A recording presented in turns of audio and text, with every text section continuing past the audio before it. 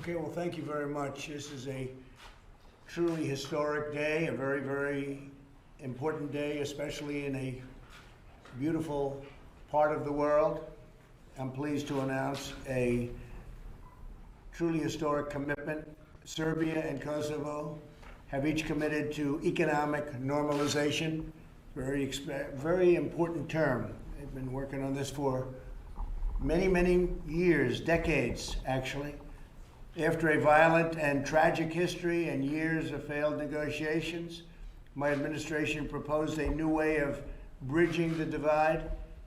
By focusing on job creation and economic growth, the two countries were able to reach a major breakthrough, something that nobody thought was going to be possible, and I think it's going to work out very well, and we're going to be working with them on economic cooperation across a broad range of issues. And I can say that Serbia and Kosovo have tremendous numbers of people in the United States. They love your country. They love your country so much. They love your country so much. And it's really good that we were able to get this done. I've had a lot of people here that would like to see and would be very proud to see this happening. There's been tremendous death over a long period of time, and that all stops. We've also made additional progress on reaching peace in the Middle East. I will say that. Kosovo and Israel have agreed to normalization of ties and the establishment of diplomatic relations. The agreement we made with UAE has been incredible, what it's represented, what it's meant. And we have other countries in the Middle East coming very much to us and saying, like, when do we go? When can we sign? I think we're going to have great peace in the Middle East, and nobody's been able to say that for a long time. Serbia is committed to opening a commercial office in Jerusalem this month and to move its embassy to Jerusalem in July. That's fantastic. That's a big thing. That's a very big statement, and we appreciate that very much. It's taken tremendous bravery by the president of Serbia and the president of Kosovo, who are with me today, two highly respected people, to embark on these talks and to come to Washington to finalize these commitments. By doing so, they've made their countries, the Balkans, really an incredible area of some of the most beautiful land in the world. But they've made the world safer. I look forward to seeing Serbia and Kosovo prosper as we work together on economic cooperation in the region going forward. I look forward to going to both countries someday in the not too distant future. We have a thing called a campaign going on right now, so I think we better devote a little time to that, but we look forward to it. But we're very proud of these two great leaders and for getting this done, and their people are very proud of them, maybe more importantly. And truly it is historic. So I want to thank you both, and if you'd like to sign, you could start, and we'll start the process.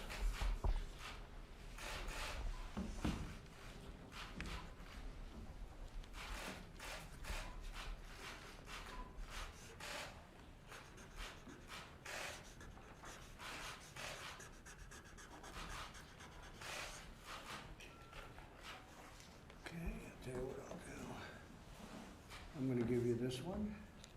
This is for you. Thank you very much. And this is for you.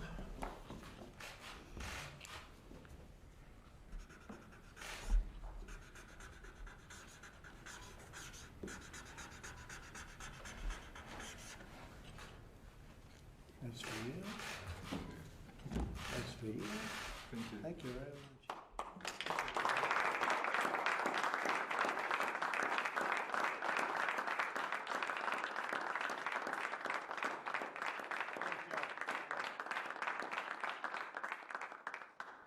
Would anybody have any questions for these two great leaders? They are great leaders, too.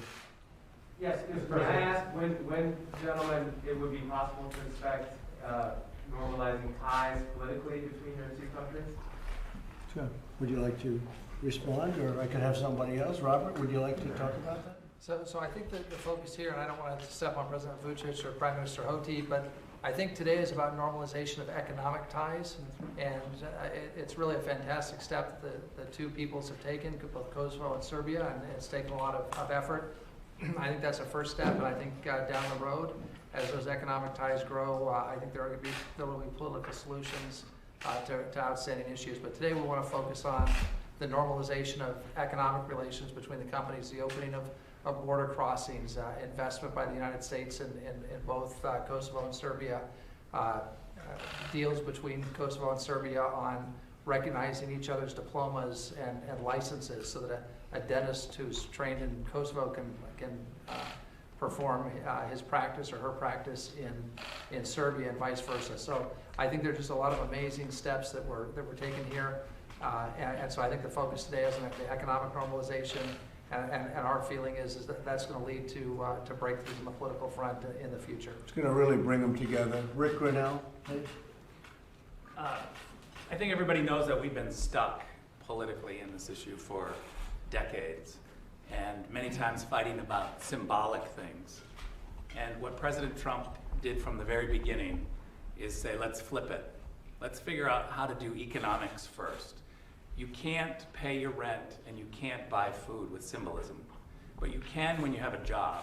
And from the very beginning, what President Trump said is, let's give them a little taste of the Trump economy. Let's show them how to develop economics, how to take industries and grow them, and let's see if the concentration on economics and job creation can unstick the political stuff. That remains to be seen, but I think one of the great parts of this agreement is over the next year, we have a freeze on the recognition and derecognition campaigns.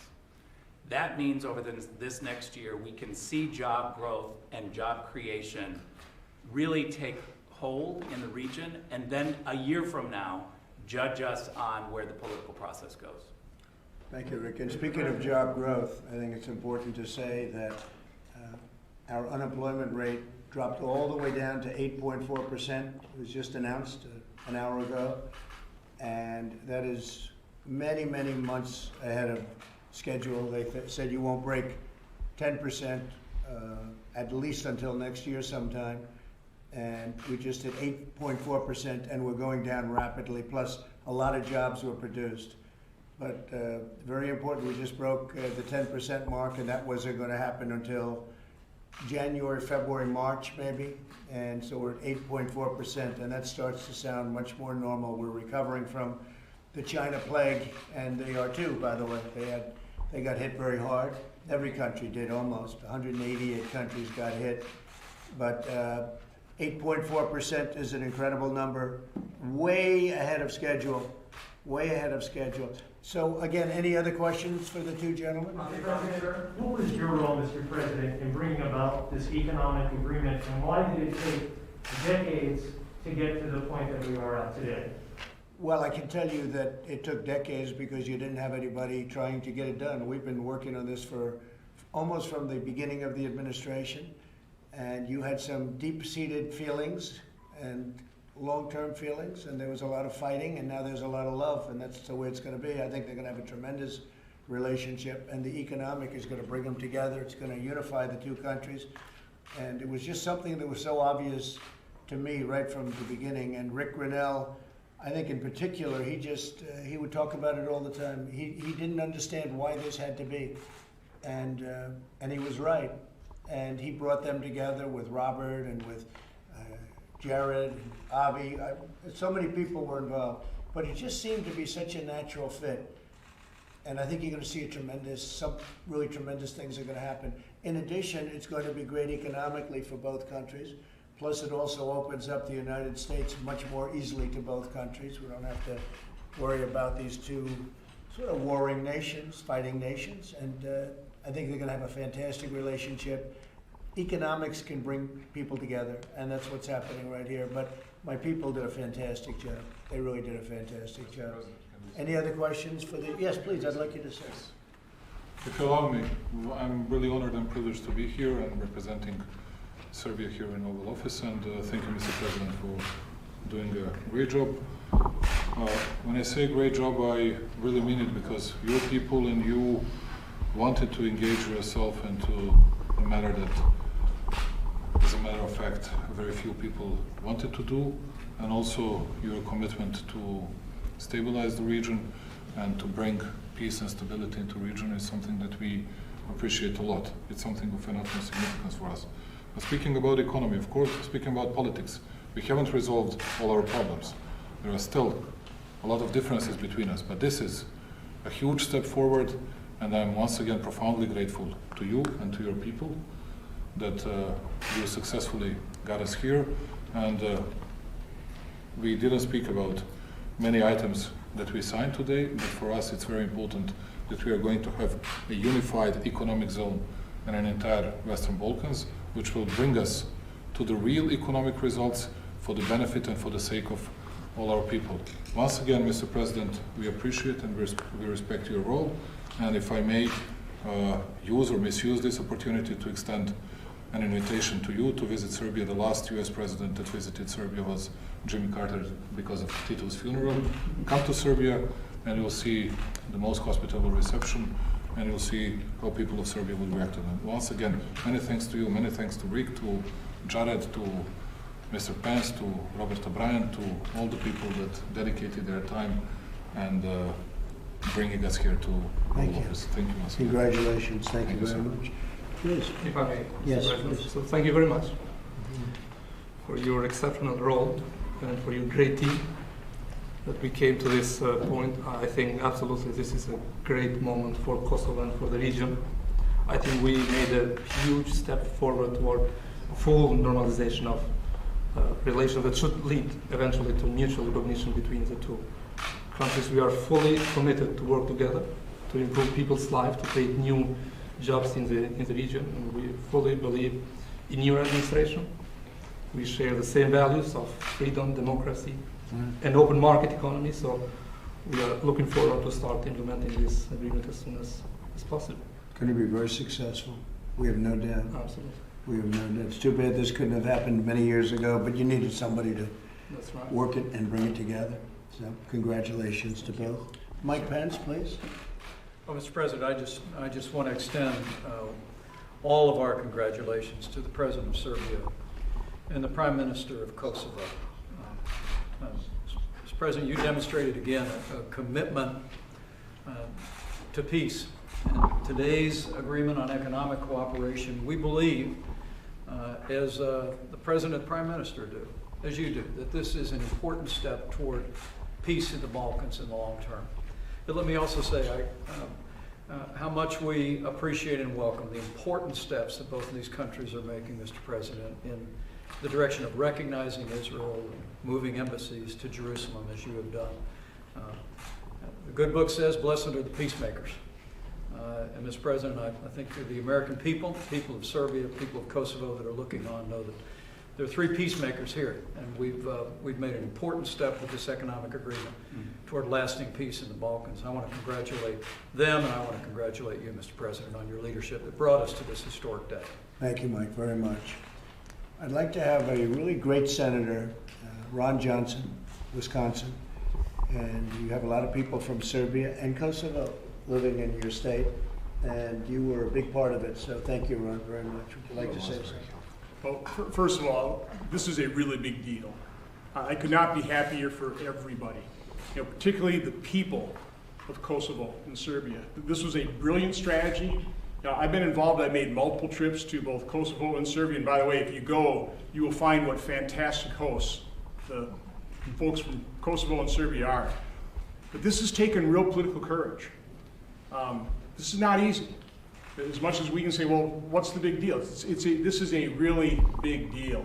But it really was the leadership shown by President Vučić, Prime Minister of Kosovo.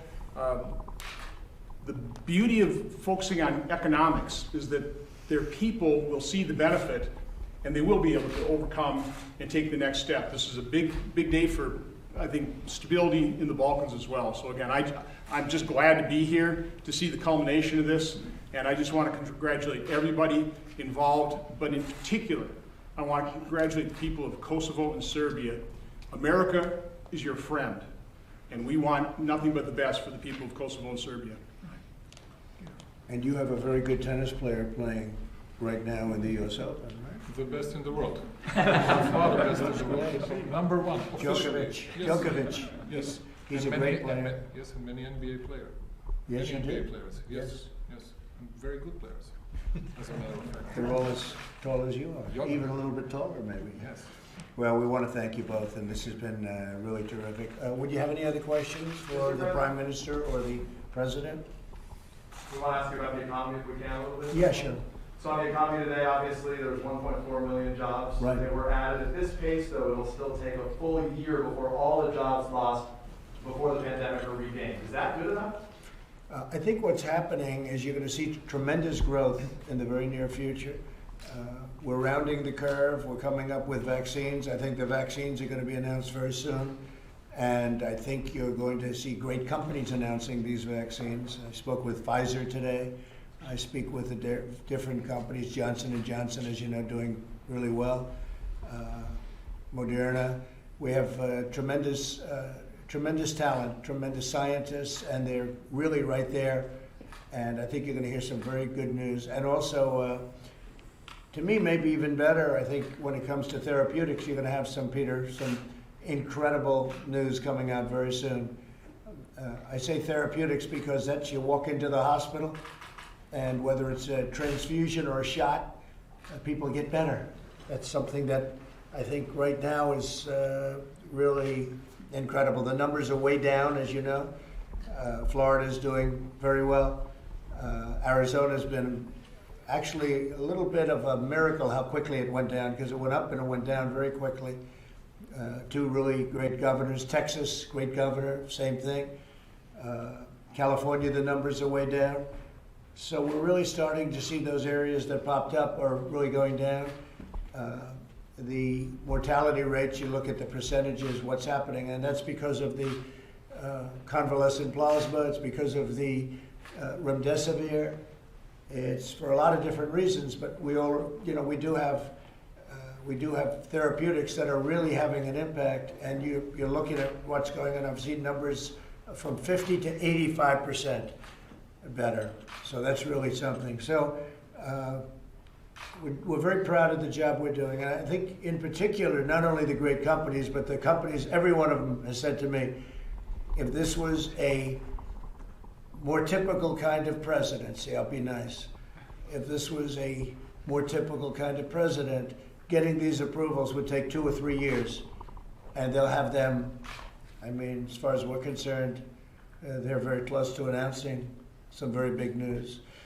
So we're honored by that. And I've had a team, whether it's Vice President Mike Pence, head of the task force, and all of the people on the task force, and they've really done a great job. I don't think they've been recognized for the great job they've done. And last night I read out in Pennsylvania, Latrobe, the home of the great Arnold Palmer. But I read out some statistics on how we're doing compared to other parts of the world, and we're doing phenomenally well. And if you took New York, because New York was just, really, they made a lot of mistakes in New York. But if you took that out, the tremendous number of deaths in New York, if you took that out, our numbers are just about as good as anybody in the world. And even without that, without taking it out, you see the kind of numbers we have. So we've done a good job. We've done a great job in helping governors. I think every governor is very happy. Not everybody expresses it to the media, but they do at the task force meetings. We've had task force meetings where they're laying praise on us, and then they'll go out and talk to the press, and they won't be quite as generous, but that's okay. But for the most part, I think we've helped. In every case, we've helped every governor, and we've helped them a lot.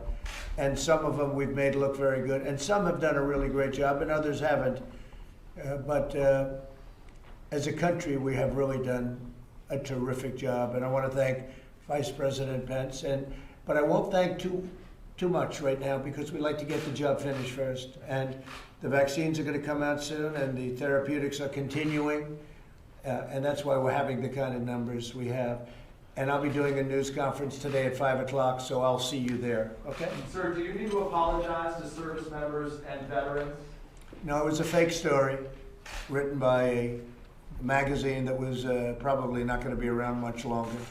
but it was a totally fake story, and that was confirmed by many people who were actually there. It was a terrible thing that somebody could say the kind of things, and especially to me, because I've done more for the military than almost anybody else. You look at how the VA is doing, it's doing incredibly well.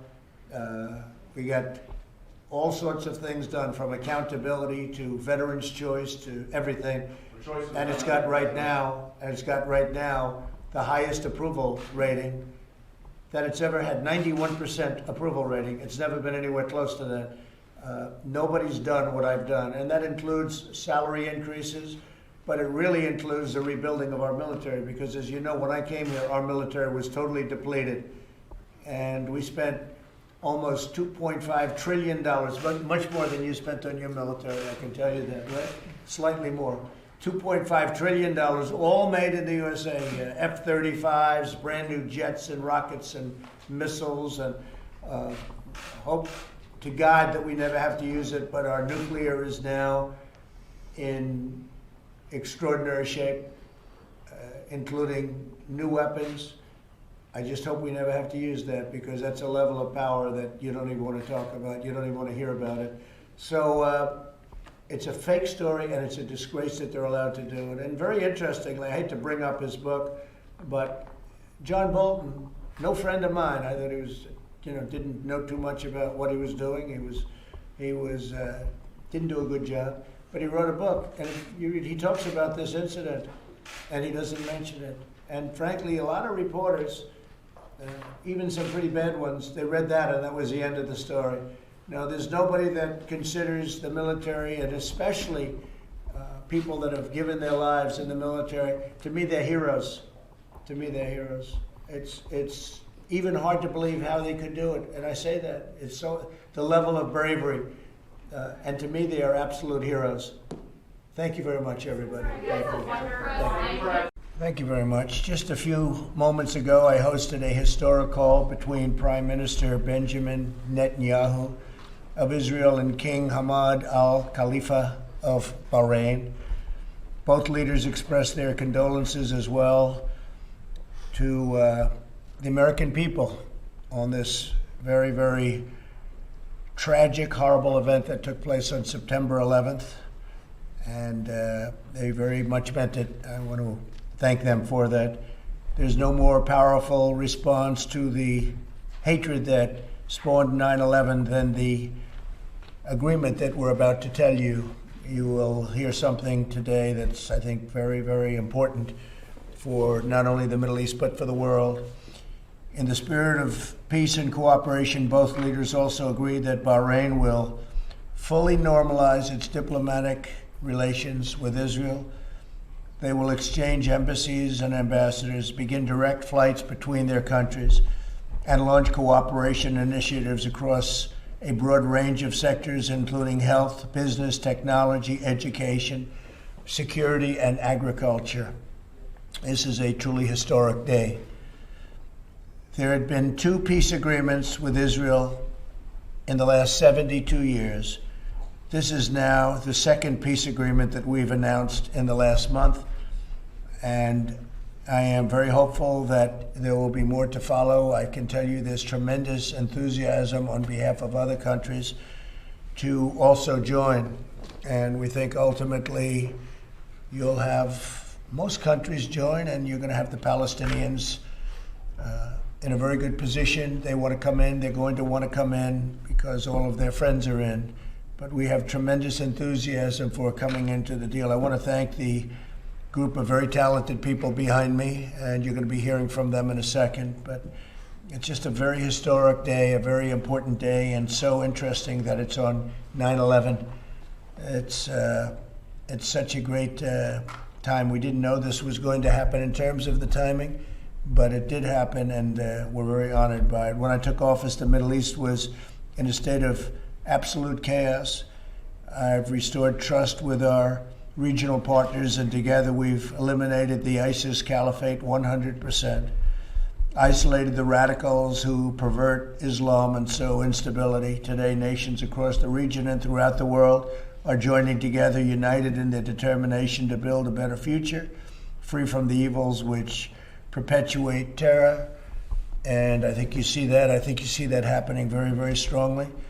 I also spoke with King Solomon of Saudi Arabia, and we talked about this, and he's a great gentleman, and what they've done in terms of fighting terror is a much different ball game than it was before we attained this office. The fact is that Saudi Arabia was doing things that they're not doing anymore, and so are other countries and neighbors. They are doing things that they just would never have done. Their levels and their all of the things, all of the many elements of fighting and hate, they seem to be evaporating, and we'll find out very soon, but they seem to be evaporating. So things are happening in the Middle East that nobody thought was even possible to think about, and that's what's going on right now. Bahrain has agreed to join Israel and the United Arab Emirates and by the way, I want to thank Mohammed, who's a great leader, a truly great leader,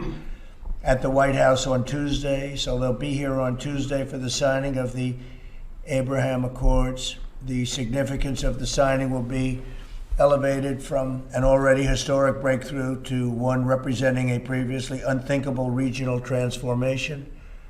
And that's exactly what it is. It's unthinkable that this could happen and so fast. And as you know, when we did the original signing which will actually take place in terms of official on Tuesday, United Arab Emirates, people thought that was amazing.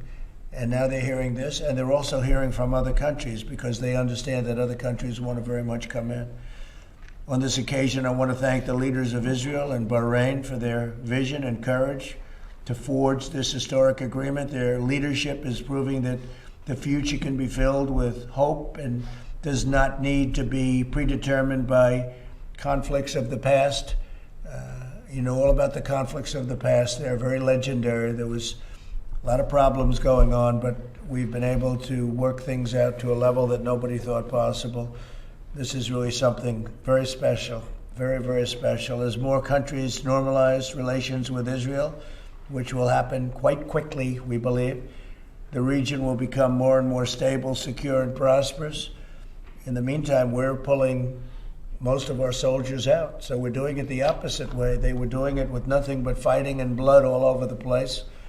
The sand was loaded up with blood, and now you're going to see that a lot of that sand is going to be loaded up with peace. The United States will continue to stand with the people of the region and work with them and build a brighter and much more hopeful future. So we're very proud of this, and as time goes by, I think you'll see more and more why. I think most of you realize how important it is. Even the New York Times was very generous in their praise of the original deal, and they never thought, I think nobody thought this was going to happen so quickly after the first. But they'll both be here on Tuesday. They're going to be signing. Benjamin Netanyahu will be here. Prime Minister will be here, Israel.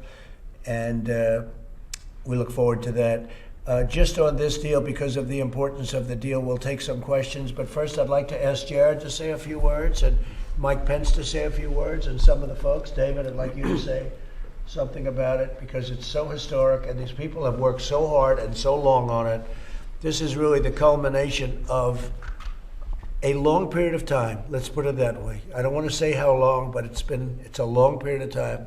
It's a great thing. Jared, please. Thank you, Mr. President. And first, I want to thank you for your leadership on this issue. Your first foreign trip was to Saudi Arabia, where you outlined a vision for the region. And all of the promises you made on that trip and all of the things that you foreshadowed have occurred. It's been a strategy that you've stuck with, and I want to thank you for giving me the trust and confidence that you've given me in order to work on this file over the last years. And I think the results that we've achieved has been beyond anyone's expectations, and I believe that there's even more to come.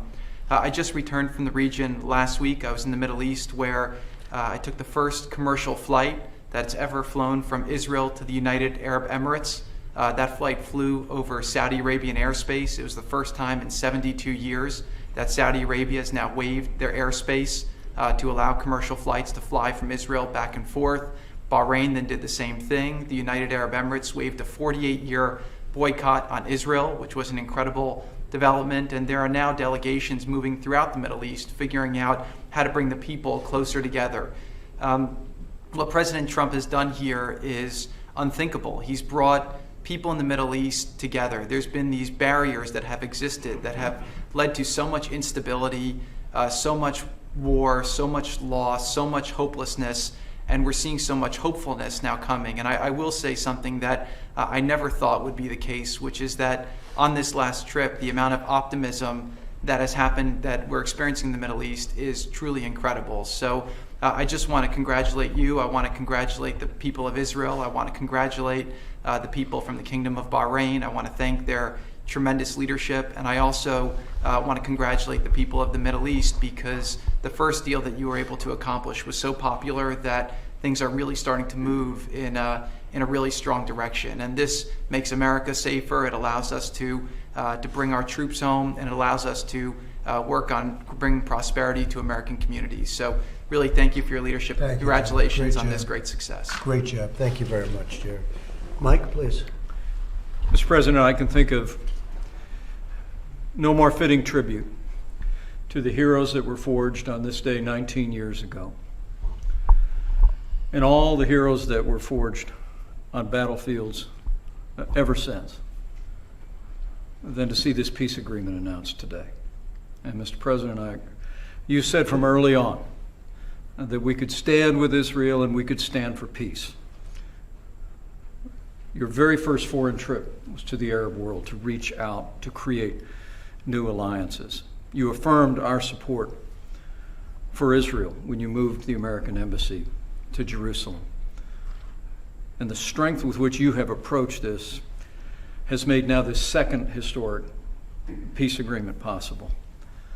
And I want to congratulate you and thank you, Mr. President, for your leadership.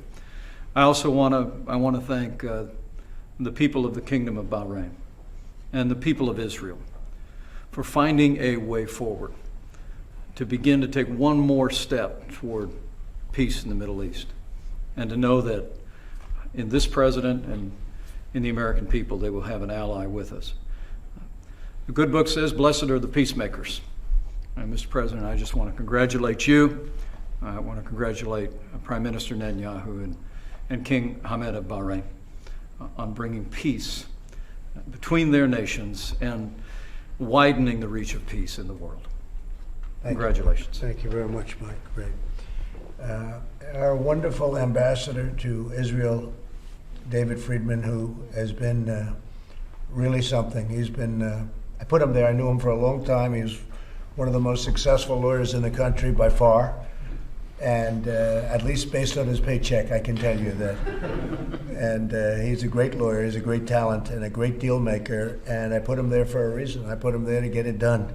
I said, just don't be a regular ambassador like so many are. Just get it done. See if you can bring peace to the Middle East. David, please. Thank you, Mr. President, and I will always be indebted to you for giving me that honor. It's one that I hold extremely dear. Well, as you know, Mr. President, people have thought about the Middle East for the past 100 years or more as a place of violence, of hopelessness, of suffering, of war. What we're seeing in real time in this room today and last month, we're seeing the paradigm of the Middle East completely change.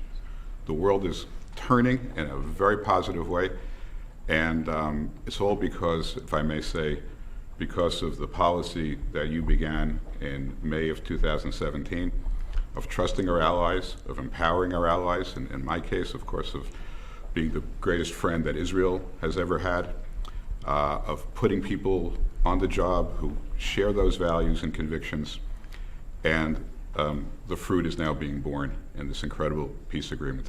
Your policy of peace through strength has changed the world profoundly for the better, and as the ambassador to Israel, I am eternally grateful for the changes that you have made for the U.S.-Israel relationship. Thank you, David. Great job. Thank you. Avi, please. Thank you, Mr. President. Congratulations. He looks young, but he's not as young. And I will tell you, he's very smart. Go ahead. Thank you, Mr. President, and congratulations on just a tremendous, historic, achievement here today. I think I just speak for everybody in this room, all of my colleagues who've worked in your administration, that thanks to your leadership, there's just a tremendous sense of pride to be an American, to work on these issues under your leadership. And I'm just so appreciative to you and so honored to be part of your team. So thank you. Thank you, Army.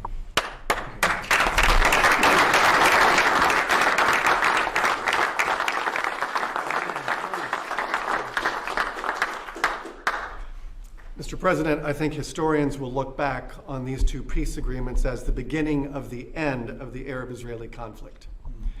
And you talked about the journey to get here. And I remember I heard you pledge when you were in Riyadh and when you were in Israel. You pledged that you would strengthen America's friendships and to build new partnerships in the pursuit of peace. And you kept that promise, and we see that very clearly today. Rather than appeasing America's adversaries in the region, you recruited America's allies. And you focused on shared interests and shared threats. But you also asked them to shoulder their part of the burden and to fulfill their end of the obligation. Nations rallied behind it. And as a consequence, the foundation has now been laid for great things in the coming years. Great, well said. Thank you very much. Would you have anything to say? Mr. President, on behalf of soldiers, sailors, airmen, and Marines, thank you for your bold leadership and Sheikh Mohammed's bold leadership, Prime Minister Netanyahu's bold leadership, King Hammed's bold leadership, Sheikh Mohammed bin Zayed again. Your bold leadership, what we've tried for the last 100 years, has not worked. I think it's very fitting that on September 11th, we honor those special operators that we buried and lost with peace. And this is a way to beat terrorism at the end of the day. So we're honored and privileged, and thank you for your leadership. Well, they had a lot of bad thinking, a lot of bad concepts, a lot of things that I never thought were going to work. These were the ones that we were relying on to make the deals, and they wasted 35 years. They wasted many, many years. And they're the ones that have been critical of us, and look what's happening. Now they're all of a sudden saying, I think they made a mistake. They're all saying that about themselves. So I just want to thank this group in particular for staying here and helping us out and doing things that nobody thought could have happened. And under the old concepts of national defense or whatever category you want to put it under, that wasn't working, and it was never going to work. And we changed things around very drastically, and then we started to negotiate. And the good news, and I look at David because you know it, you see it, you hear it. The good news is we have many other countries now in the Middle East that want to be in this, and that means peace, because they're tired of fighting. You know, they can fight, and they're all great fighters, and they're warriors. But even great warriors get tired of fighting, and they're tired of fighting. And I can see things positively happening with Iran ultimately. I think that can all work out very well, and I think that so many great things are going to happen. And then we can also discuss the Palestinians. I think the Palestinians are going to end up doing something that's going to be very smart for them. And all their friends are coming into this, and they want to come into it. They want to come into it very badly, and I can see a lot of good things happening with respect to the Palestinians, which would be really wonderful, whether you were on their side or not on their side. People want to see it all brought to an end, and brought to an end quickly. So that's going to be very important. But this is a very historic day. Would anybody else like to say anything? Please, go, please. Mr. President, I just want to thank you and Ambassador O'Brien for giving me the opportunity to serve on the National Security Council staff and be part of something historic and be part of a team. Avi and Jared are tremendous leaders, and the opportunity to work with them to do something important has been the highlight of my life. And thank you for letting me do that, sir. And you've been doing this for a long time. You never saw anything like this, right? We take a little bit of a different approach. Yes, sir. Anybody? Please, come on, my friend. Mr. President, 19 years ago today, my father and I almost got caught in the crosshairs of that first jet that hit the Twin Towers. That event changed the course of my life. It led me to become a United States Marine, which led to other things that brought me through a strange path here. I want to thank you for the leadership you've shown. Walter Russell Mead recently wrote, he was quoting Churchill, who once said he got a bowl of pudding. He said, "Take it away, it has no theme." There's now a theme emerging in the Middle East, and it is the theme of what is possible from peace through strength, from not appeasing our enemies and holding our allies and friends close. So congratulations, sir. Thank you very much. And this is a very, very big day. Very, very big day. Would you like to say something? Yes, sir. Like Matt and many others, 19 years ago, within a month of the attacks on 9/11, I and others were conducting operations in Afghanistan.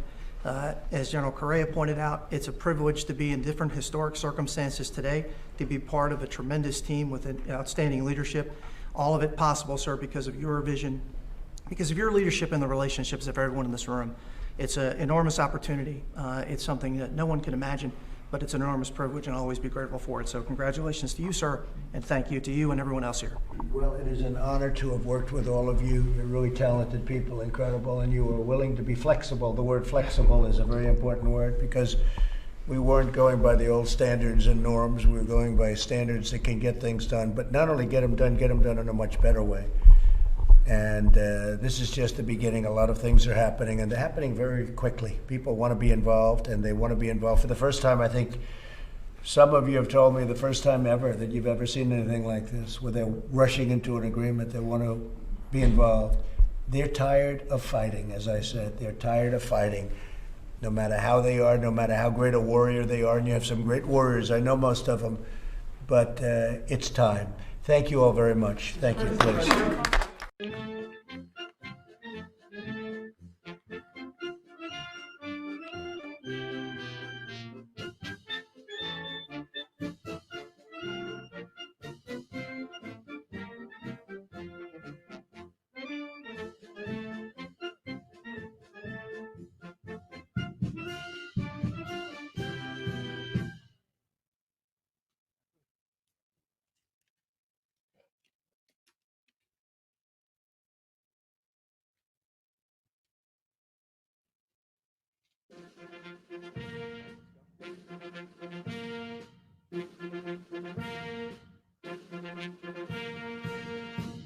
Ladies and gentlemen, the President of the United States, accompanied by the Prime Minister of the State of Israel, His Highness, the Minister of Foreign Affairs and International Cooperation of the United Arab Emirates, and the Minister of the Foreign Affairs of the Kingdom of Bahrain.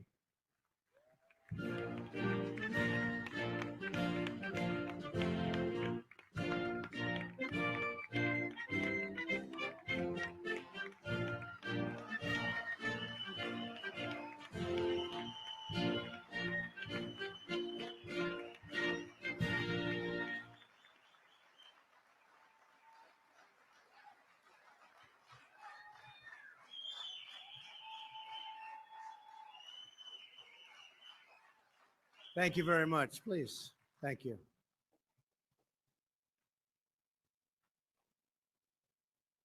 The First Lady and I are honored to welcome to the White House Prime Minister Netanyahu of Israel and Mrs. Netanyahu. Thank you so much. Thank you, Sarah. And Foreign Minister Abdullah bin Zayed, United Arab Emirates, UAE. Thank you very much. And Foreign Minister Abdulaziz Al Zani of Bahrain. Thank you. Thank you very much. We're here this afternoon to change the course of history.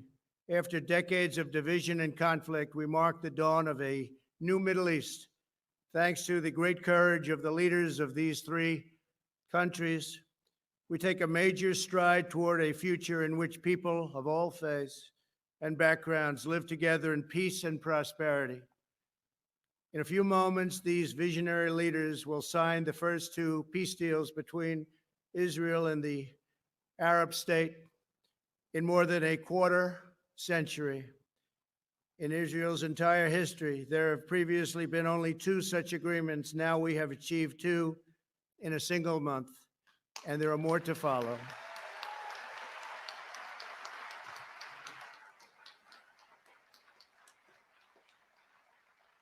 Israel, the United Arab Emirates, and Bahrain will establish embassies, exchange ambassadors, and begin to cooperate and work together so strongly to cooperate as partners across the broad range of sectors, from tourism to trade and healthcare to security. They're going to work together. They are friends.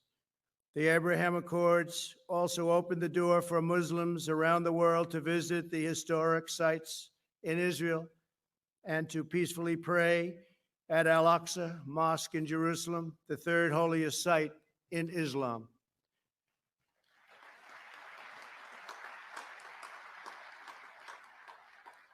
Together, these agreements will serve as the foundation for a comprehensive peace across the entire region, something which nobody thought was possible, certainly not in this day and age, maybe in many decades from now, but one founded on shared interests, mutual respect, and friendship.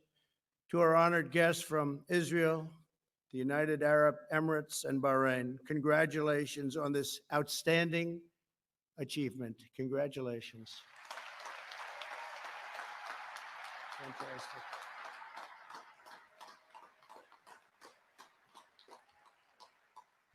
I also want to thank Vice President Mike Pence. Thank you, Mike. Great job. Secretary of State Mike Pompeo. Mike, thank you very much. National Security Advisor Robert O'Brien. Robert, thank you. Mr. Jared Kushner. Jared, thank you very much.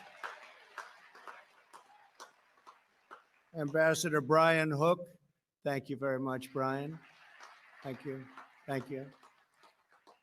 And Avi Berkowitz. Avi, thank you very much. I also want to give a very special thanks. He's been an incredible ambassador to Israel. David Friedman.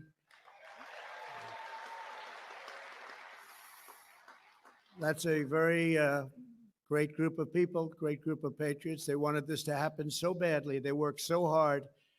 And again, nobody thought it could happen, and they thought it could happen. They never even doubted it. So I want to thank you all very much. Thank you. For generations, the people of the Middle East have been held back by old conflicts, hostilities, lies, treacheries. So many things held them back. Actually, lies that the Jews and Arabs were enemies and that Al-Aqsa Mosque was under attack. Constantly, they would say it was under attack. These lies passed down from generation to generation, fueled a vicious cycle of terror and violence that spread across the region and all over the world. These agreements prove that the nations of the region are breaking free from the failed approaches of the past. Today's signing sets history on a new course, and there will be other countries very, very soon that will follow these great leaders.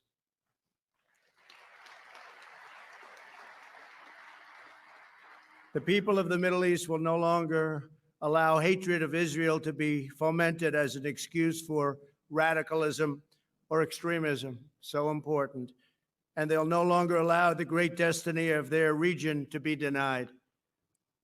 On my first foreign trip as president, I had the honor of addressing the leaders of more than 54 Arab and Muslim nations in Saudi Arabia. My message that day was very simple. I urged the nations of the Middle East to set aside their differences, unite against the common enemy of civilization, and work together toward the noble aims of security and prosperity. I offered America's friendship. I offered America's help, but I said clearly that the nations of the regions had to decide what kind of a future they wanted for their children and for their families and for their nation itself. No one could make that choice for them. They had to do that themselves. Today, the world sees that they're choosing cooperation over conflict, friendship over enmity, prosperity over poverty, and hope over despair. They are choosing a future in which Arabs and Israelis, Muslims, Jews can live together and dream together, side by side in harmony, community, and peace. Once again, let me congratulate the people of Israel, the people of the United Arab Emirates, and the people of the Kingdom of Bahrain. God bless you all. This is an incredible day for the world. This is a really wonderful and beautiful occasion. I want to thank all of the members of Congress for being here. senators, congressmen, congresswomen. We just appreciate it so much. Everybody wanted to be here. It's a very important day for the world. It's a very important day for peace. Before the parties sign the accords, I'd like to ask Prime Minister Netanyahu to say a few words, followed by the Foreign Minister of the United Arab Emirates and the Foreign Minister of Bahrain. Thank you very much. It's a great honor. Thank you.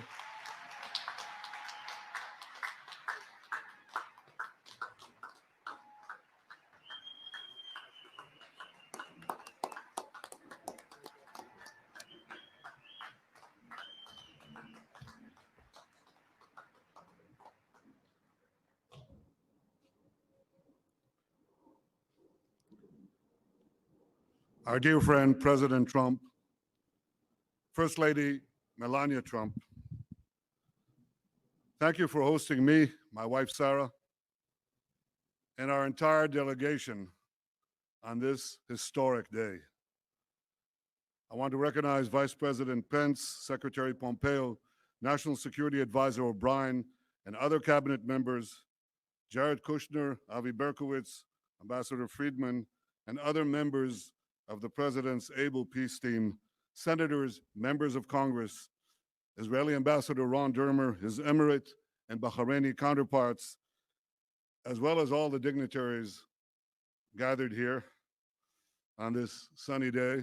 I want to also express my gratitude for all the Israelis who've worked for years, sometimes in less sunny climes, to bring this date, and I thank each and every one of you. Thank you.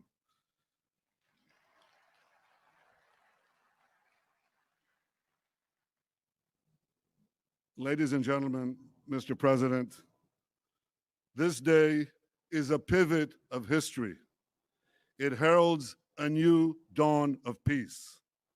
For thousands of years, the Jewish people have prayed for peace.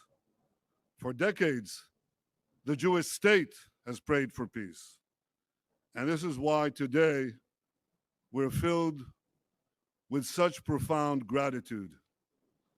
I am grateful to you, President Trump, for your decisive leadership. You have unequivocally stood by Israel's side.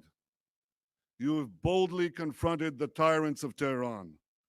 You've proposed a realistic vision for peace between Israel and the Palestinians.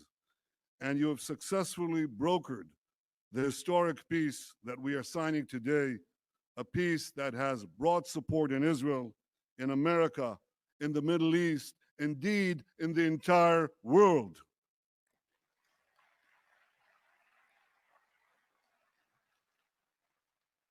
I am grateful to Crown Prince Mohammed bin Zayed of the United Arab Emirates and to you, Foreign Minister Abdullah bin Zayed.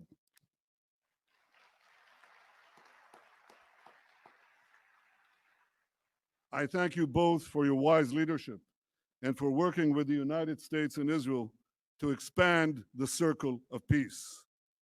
I am grateful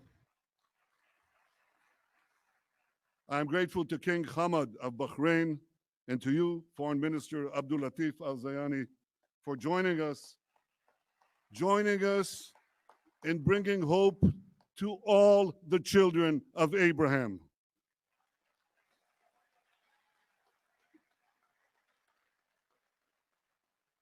To all of Israel's friends in the Middle East, those who are with us today and those who will join us tomorrow, I say, Assalamu alaikum.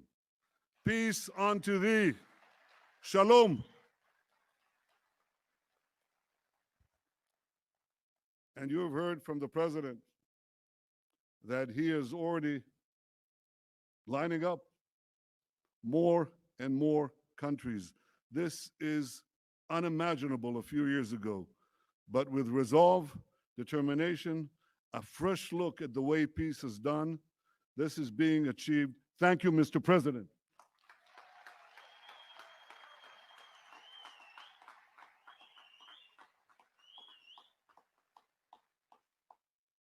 Ladies and gentlemen, the people of Israel well know the price of war. I know the price of war. I was wounded in battle. A fellow soldier, a very close friend of mine, died in my arms. My brother Yoni lost his life while leading his soldiers to rescue hostages held by terrorists at Entebbe. My parents' grief over the loss of Yoni was unrelieved until their dying day. And over the years, when I've come to console the families of Israel's fallen soldiers and victims of terror, I have seen that same grief countless times. And this is why I am so deeply moved to be here today. For those who bear the wounds of war, cherish the blessings of peace.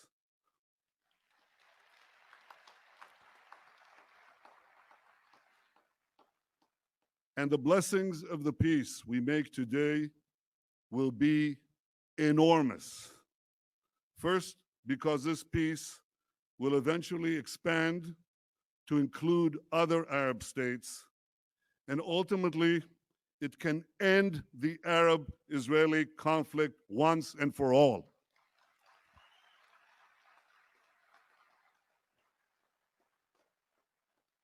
Second, because the great economic benefits of our partnership will be felt throughout our region, and they will reach every one of our citizens. And third, because this is not only a peace between leaders, it's a peace between peoples. Israelis, Emiratis, and Bahrainis are already embracing one another. We are eager to invest in a future of partnership, prosperity, and peace. We've already begun to cooperate on combating Corona, and I'm sure that together we can find solutions to many of the problems that afflict our region and beyond. So despite the many challenges and hardships that we all face, despite all that, let us pause for a moment to appreciate this remarkable day. Let us rise above any political divide. Let us put all cynicism aside. Let us feel on this day the pulse of history. For long after the pandemic is gone, the peace we make today will endure. Ladies and gentlemen, I have devoted my life to securing Israel's place among the nations to ensure the future of the one and only Jewish state. To accomplish that goal, I work to make Israel strong, very strong. For history has taught us that strength brings security, strength brings allies, and ultimately, and this is something President Trump has said again and again, ultimately, strength brings peace.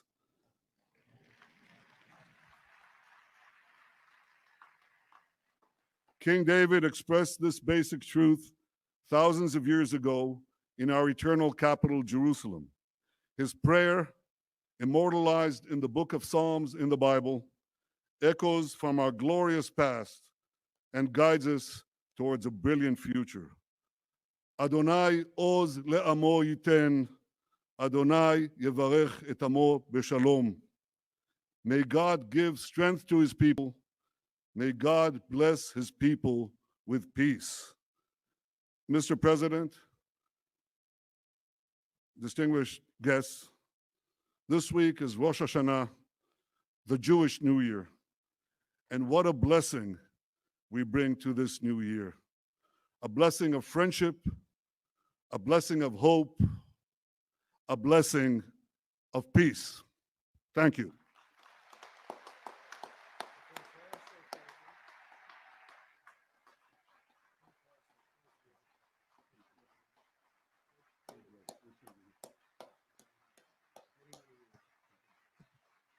Ladies and gentlemen, His Highness, the Minister of Foreign Affairs and International Cooperation of the United Arab Emirates.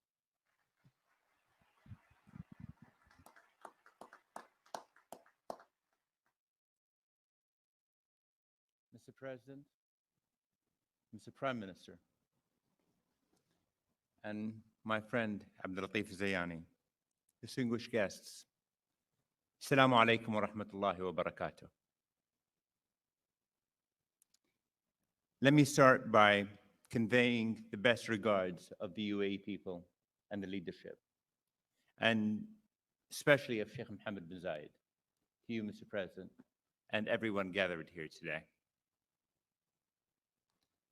I'll continue my speech in Arabic, and I'm sure there will be translation to that.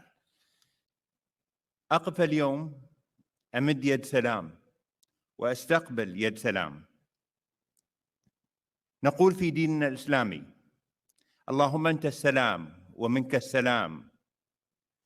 فالبحث عن السلم مبدأ أصيل، ولكن المبادئ تتحقق فعلا عندما تتحول إلى أفعال. وها نحن اليوم نشهد فعلا سوف يغير الشرق الأوسط وسيبعث الأمل حول العالم. I stand here today to extend a hand of peace and receive a hand of peace. In our faith, we say, "O God, you are peace, and from you comes peace." The search for peace is an innate principle, yet principles are effectively realized when they are transformed into action.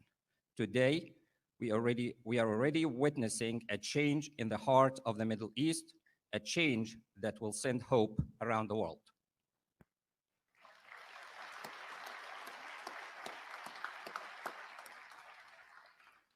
لم تكن هذه المبادرة ممكنة لولا جهود فخامة الرئيس الأمريكي دونالد ترامب وفريقه الذي سعى بجد وإخلاص لنصل إلى هنا.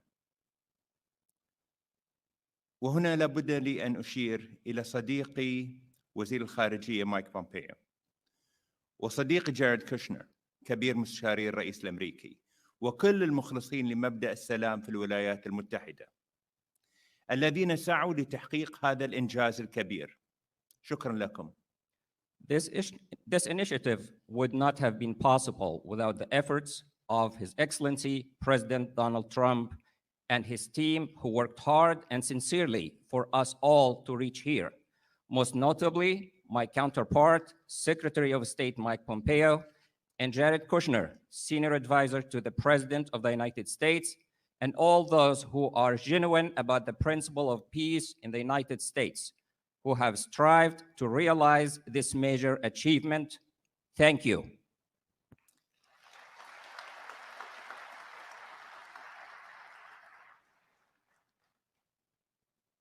دولة رئيس الوزراء الإسرائيلي بنجامين نتنياهو، شكرا لك على اختيارك السلام ووقف ضم الأراضي الفلسطينية، مما يعزز إرادتنا المجتمعة لتحقيق مستقبل أفضل للأجيال القادمة.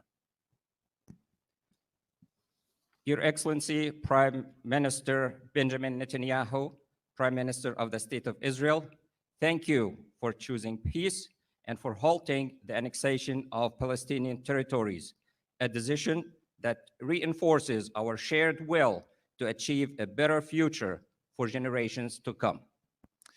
سادة الحضور، نشهد اليوم فكرا جديدا سيخلق مسارا أفضل لمنطقة الشرق الأوسط، فمعاهدة السلام هذه تعد إنجازا تاريخيا لكل من الولايات المتحدة الأمريكية ودولة إسرائيل ودولة الإمارات. لن يتوقف أثرها الإيجابي، بل إننا نؤمن بأن ثمارها ستنعكس على المنطقة بأسرها، فكل خيار غير السلام سيعني دمار وفقر ومعاناة إنسانية. إن هذه الرؤية الجديدة التي بدأت تتشكل باجتماعنا اليوم لمستقبل منطقة مليئة بالطاقات الشابة ليست شعاراً نرفعه من أجل مكاسب سياسية، فالجميع يتطلع إلى خلق مستقبل أكثر استقرار وازدهار.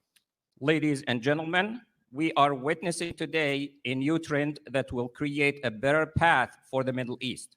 This peace accord, which is a historic achievement for the United States of America, the State of Israel, and the United Arab Emirates, will continue to have a positive impact, as we believe that its reverberations will be reflected on the entire region. Every option other than peace would signify destruction, poverty, and human suffering. This new vision, which is beginning to take shape as we meet today for the future of the region full of youthful energy, is not a slogan that we raise for political gain, as everyone looks forward to creating a more stable, prosperous, and secure future.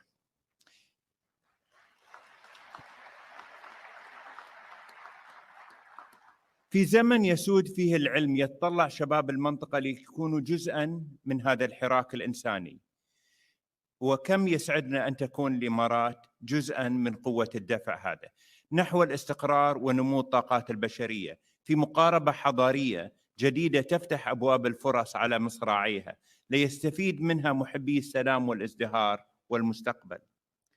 فمجتمعاتنا اليوم تمتلك مقومات التنمية الإنسانية الحديثة من بنية تحتية واقتصاد متين وإنجازات علمية تؤهلها للنهوض بمستقبل الشرق الأوسط. At a time when science is prevailing, the region's youth are looking forward to taking part in this great humanitarian movement. We are pleased that the United Arab Emirates will be part of the momentum towards stability and the growth of human potential in a new civilized approach that opens wide the doors of opportunity for those who look forward towards peace, prosperity, and the future. Our societies today possess the foundation of modern human development, such as infrastructure, a solid economy, and scientific achievements that will enable them to advance the future of the Middle East. تؤمن الإمارات بأن دور الولايات المتحدة في المنطقة الشرق الأوسط إيجابي، ودليل هذه المعاهدة التي نوقعها اليوم في البيت الأبيض، حيث ستظل في التاريخ الإنساني منارة مضيئة لكل محبي السلام. وبالنسبة لنا فإن هذه المعاهدة ستمكننا من الوقوف أكثر إلى جانب الشعب الفلسطيني وتحقيق آماله في دولة مستقلة ضمن منطقة مستقرة ومزدهرة. تأتي هذه المعاهدات العربية التي وقعت مع إسرائيل في العقود الماضية كخطوة ولبنة مهمة للمستقبل، حيث الهدف من هذه المعاهدات هو العمل نحو الاستقرار والتنمية. The United Arab Emirates believes that the role of the United States in the Middle East is positive, and this belief is evidenced by the accord that we are signing today at the White House, for which you have taken the lead, and will remain a beacon in human history for all peace-loving people around the world. And as for us in the United Arab Emirates, this accord will enable us to continue to stand by the Palestinian people and realize their hopes for an independent state within a stable and prosperous region. This accord builds upon previous peace agreements signed by Arab nations with the State of Israel. The aim of all these treaties is to work towards stability and sustainable development. هذه السنة صعبة على العالم الذي يعاني من تداعيات كورونا.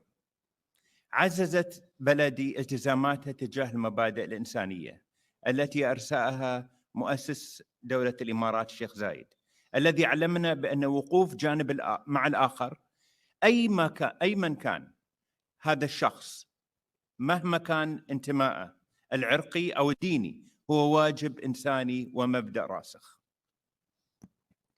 In this difficult year, when the world is suffering from the repercussions of the COVID-19 pandemic, my country, the United Arab Emirates, has reinforced its humanitarian commitments established by our nation's founding father, Sheikh Zayed, who taught us that standing with others, regardless of their religious or ethnic affiliation, is a humanitarian duty and a firm principle.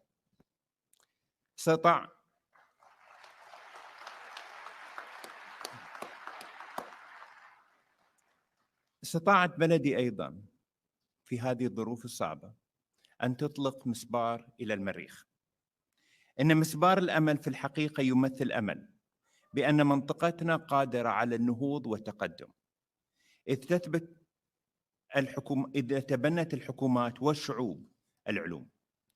وبعد أن أرسلت الإمارات رائد الفضاء هزاع المنصوري العام الماضي إلى محطة الفضاء الدولية وأطلقت محطة سلمية للطاقة النووية، جاءت هذه الاتفاقية لتفتح آفاق أوسع لسلام شامل في المنطقة. During this difficult time, the United Arab Emirates, my country, was able to launch a probe to Mars. The Hope probe indeed represents hope that our region is capable of advancement and progress if governments and people embrace science. After the United Arab Emirates sent astronaut Hazza al-Mansouri last year as the first Arab astronaut to reach the International Space Station and launched a peaceful nuclear power plant, this accord opened up prospects for a comprehensive peace in the region. سادة الحضور، إن السلام يحتاج إلى شجاعة، وصناعة المستقبل تحتاج إلى معرفة، والنهوض بالأمم يحتاج إلى إخلاص ومثابرة. لقد أتينا اليوم لنقول للعالم إن هذا نهجنا، السلام مبدأنا، ومن كانت بدايته صحيحة ستكون إنجازاته مشرقة بإذن الله. شكرا جزيلا. Thank you, Mr. President. Ladies and gentlemen, peace requires courage, and shaping the future requires knowledge. The advancement of nations requires sincerity and persistence. We have come today to tell the world that this is our approach and that peace is our guiding principle. Those who begin things in the right way will reap bright achievements with the grace of God. Thank you. With grace of God, sir. Ladies and gentlemen, the Minister of the Foreign Affairs of the Kingdom of Bahrain.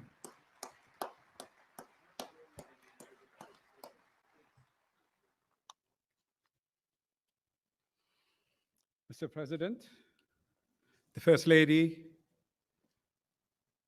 Prime Minister, Your Highness, ladies and gentlemen, good afternoon. Today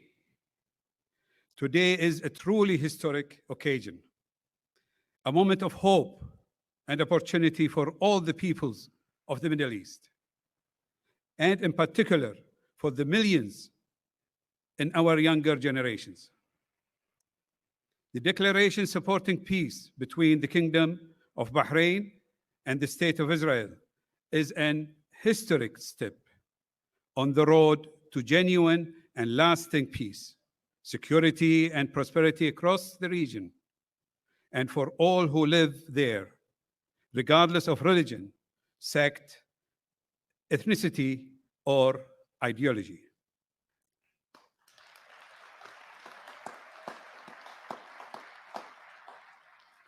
For too long, the Middle East has been set back by conflict and mistrust, causing untold destruction and thwarting the potential of generations of our best and brightest young people.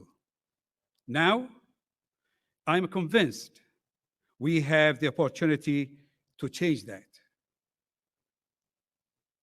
Today's declaration was made possible by the vision, courage, and commitment of His Majesty King Hamad bin Isa Al Khalifa, who, supported by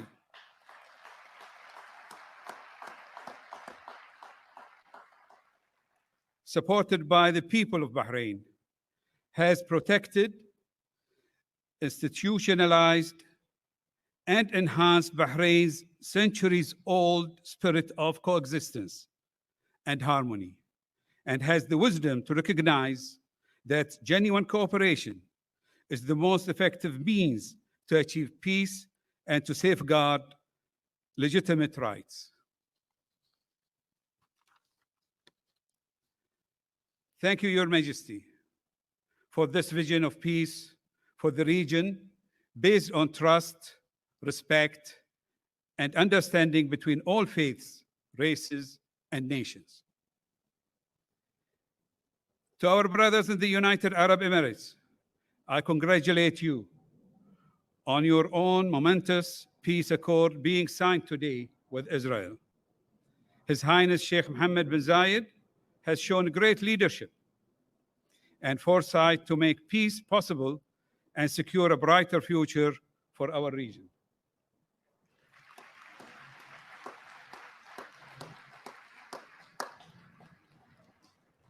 for the State of Israel and Prime Minister Netanyahu. We welcome and appreciate these steps from you and your government, recognizing that enduring peace and security is only possible through a genuine engagement that protects the rights and interests of countries and peoples in the region.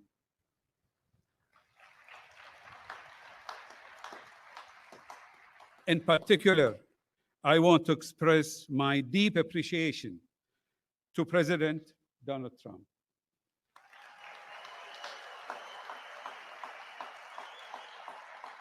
and his administration.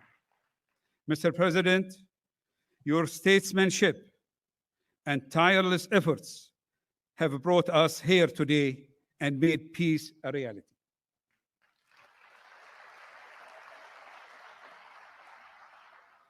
And to Secretary Pompeo, Senior Advisor Jared Kushner, and Special Representative Avi Brikovitz,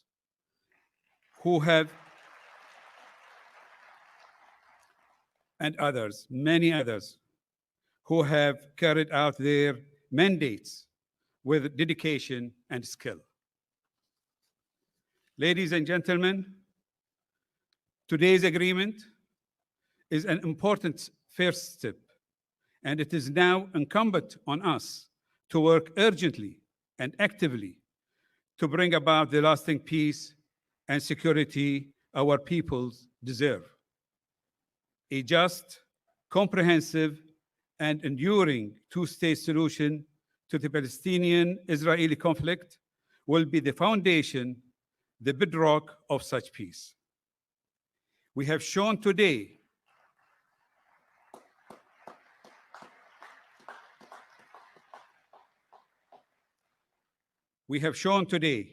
that such a path is possible, even realistic.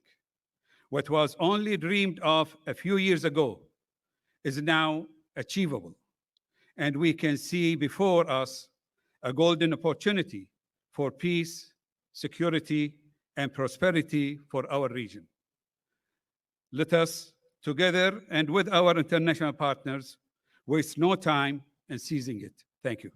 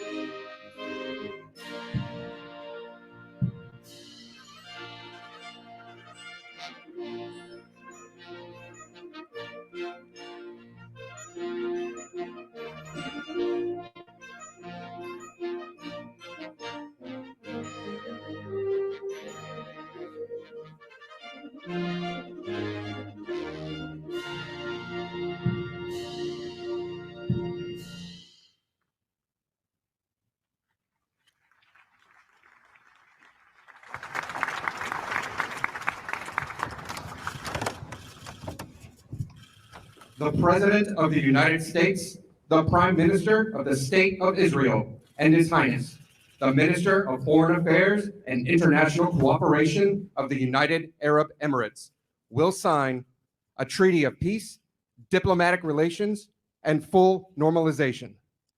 They will each sign 3 copies, one in English, Hebrew, and Arabic. We kindly ask that all guests remain seated for the signing of the documents.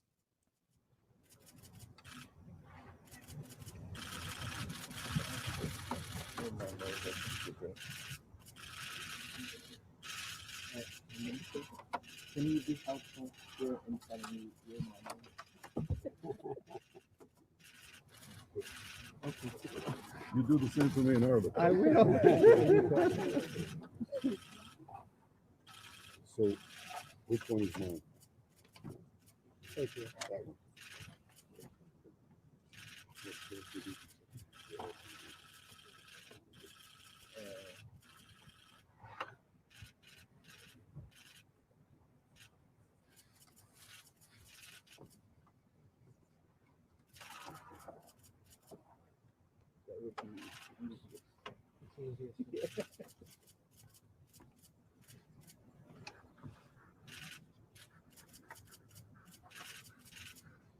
Just go right there. 26 years. Can we flip them over? Or flip them up?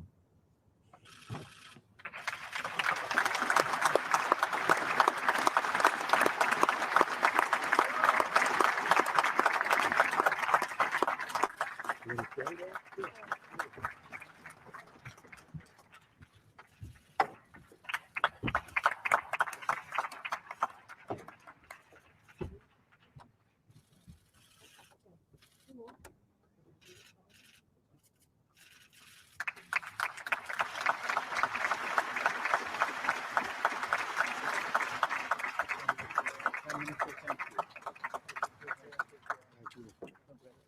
Congratulations.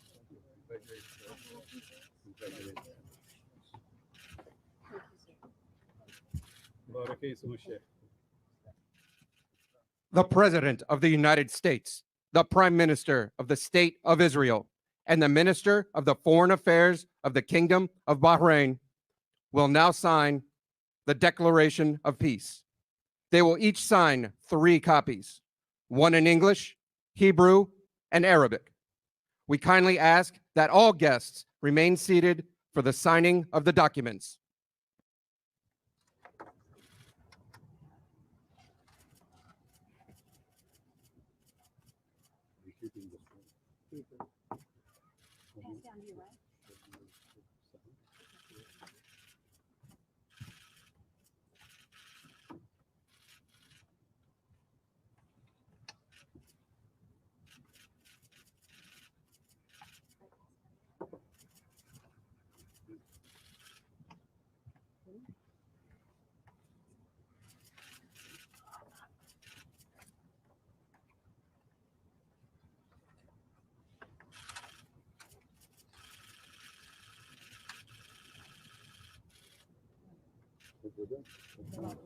Sure?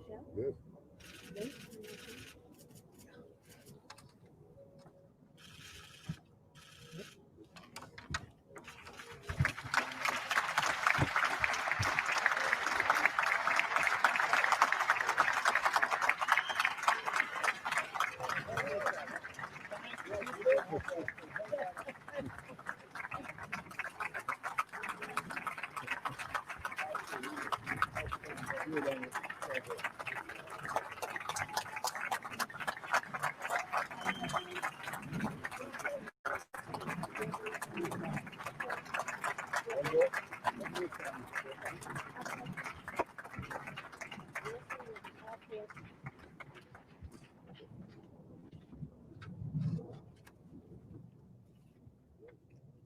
The President of the United States, the Prime Minister of the State of Israel, His Highness, the Minister of Foreign Affairs and International Cooperation of the United Arab Emirates, and the Minister of the Foreign Affairs of the Kingdom of Bahrain will now sign the Abraham Accords. They will each sign 4 copies, one in English, one in Hebrew, and 2 in Arabic.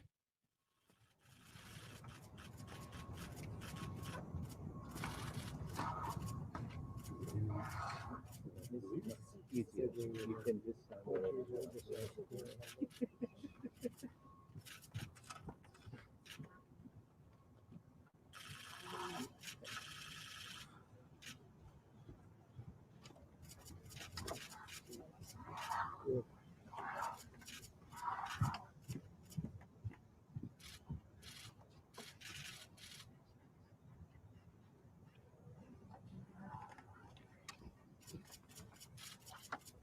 Thank you.